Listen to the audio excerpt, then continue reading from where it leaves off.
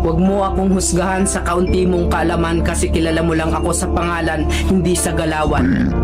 Pinanganak akong mahirap, hindi ako pinalad makapagtapos ng pag-aaral kaya binawi ko na lang sa sipag at diskarte sa buhay. Oo, wala akong pinag-aralan pero kaya kong kumita sa lansangan na hindi mo makukuha sa taas ng iyong pinag-aralan. Bago mo ako husgahan, daanan mo muna lahat ng napagdaanan ko para malaman mo kung sino at bakit ako ganito. Huwag mo husgahan ng isang tao dahil sa natapos niya, dahil minsan kahit yung mga taong hindi man humahawak ng diploma, daig pa nila yung nakagraduate ng may corona. Bawat tao may kanya-kanyang kwento sa buhay. Kaya bago mo sila husgahan, alamin mo muna ang kanilang pagkatao at tingnan mo muna ang sarili mo. Baka malala ka pa sa tinitira mo.